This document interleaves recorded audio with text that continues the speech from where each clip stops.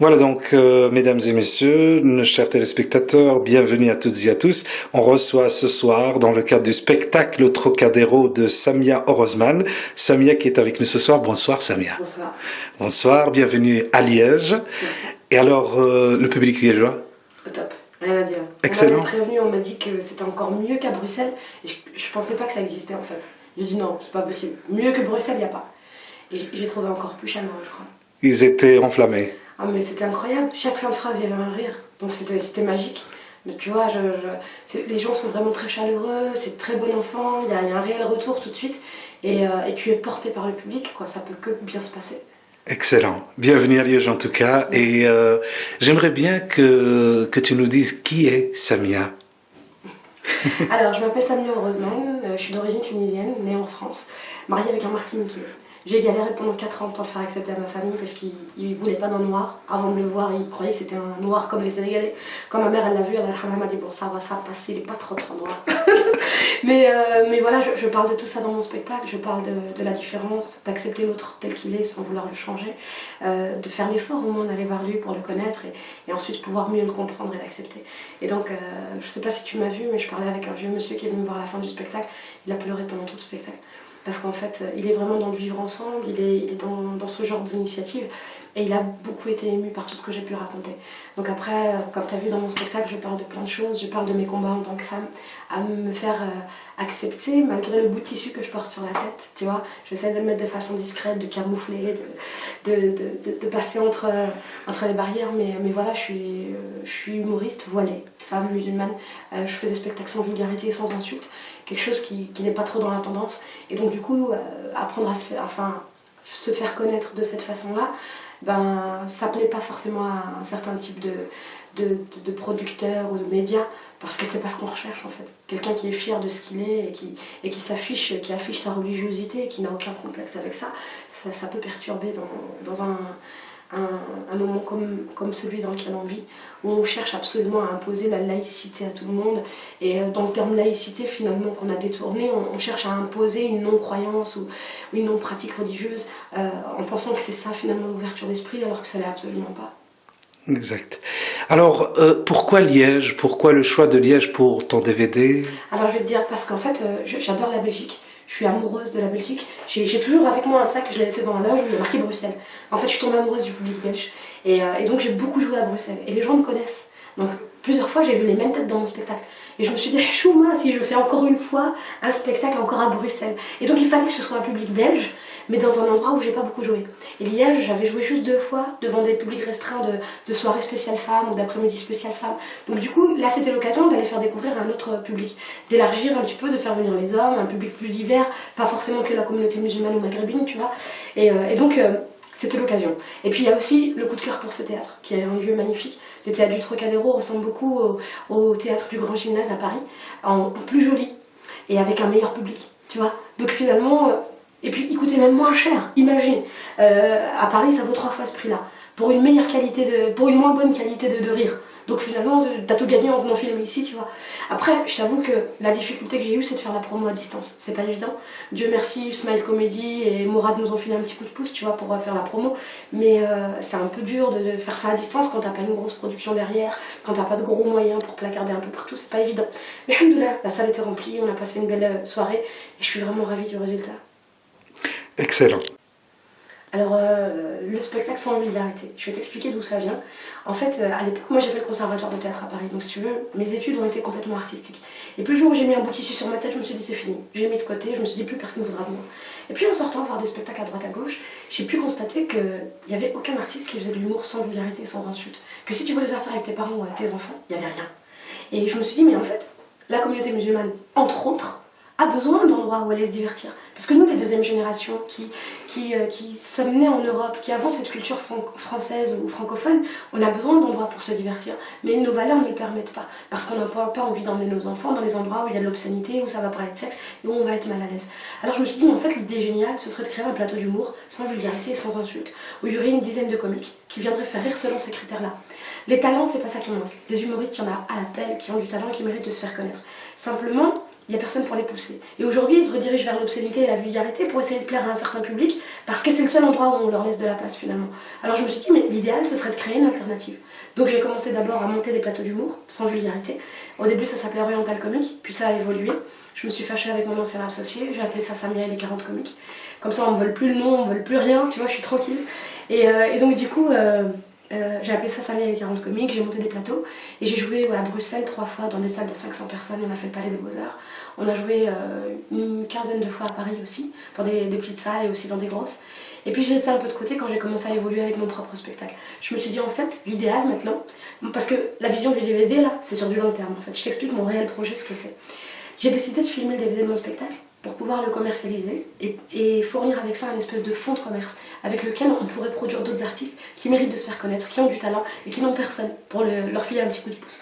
Moi, tu vois, il n'y a aucun producteur qui est venu me voir. Pourtant, j'ai été finaliste de plein de concours d'humour, ça s'est bien passé, le public me suit, les gens se déplacent, chaque fois que je joue quelque part, c'est incroyable, les salles sont pleines. Tu vois, Dieu merci, je suis invitée par plein d'associations musulmanes et à chaque fois les gens sont ravis. Et après, j'ai été invitée au-delà des associations musulmanes, vraiment, ça commence à s'élargir de plus en plus et les gens me découvrent et apprécient, qu'ils soient musulmans ou non, qu'ils soient maghrébins ou pas, qu'ils soient... Quelle que soit leur culture, finalement, ils apprécient parce que ce que je raconte, c'est des histoires d'êtres humains. Au-delà des valeurs que je peux transmettre qui sont à la base musulmanes, c'est des valeurs humaines, tu vois.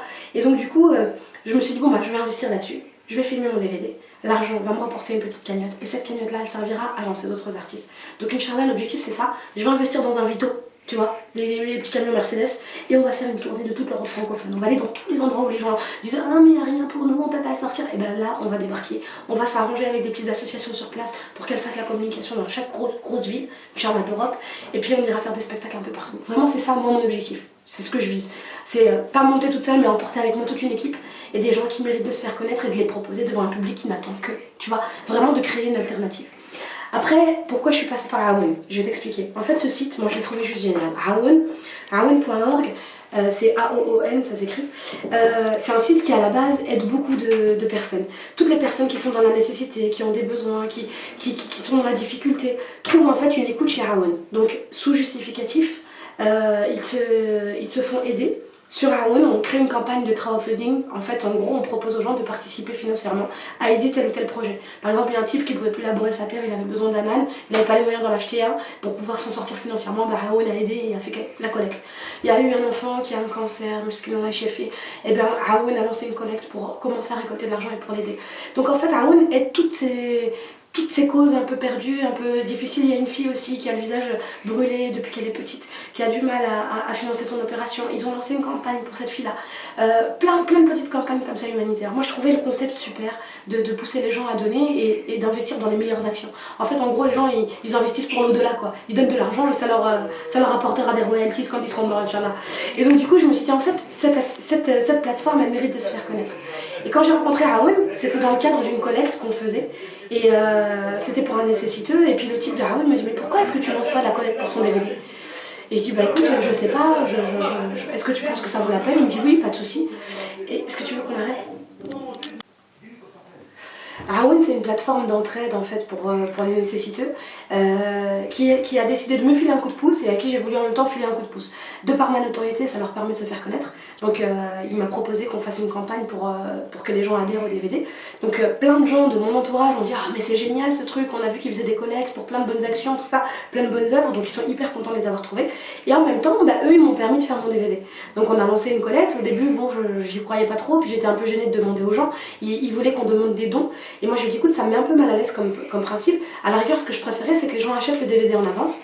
Ou alors que s'ils veulent donner plus, ils aient des cadeaux en échange. Et donc c'est ce qu'on a fait finalement. On a proposé aux gens de l'acheter, comme ça fait moins s'il vous plaît, fais ça, là. Tu sais, au niveau image pour l'artiste, je trouve que c'est pas tip top, tu vois. Donc en gros, ça permet que les gens se fassent plaisir en s'achetant un DVD. En même temps, à moi, ça m'évite de devoir le financer à crédit ou de devoir attendre des années et des années avant d'avoir les moyens de le payer.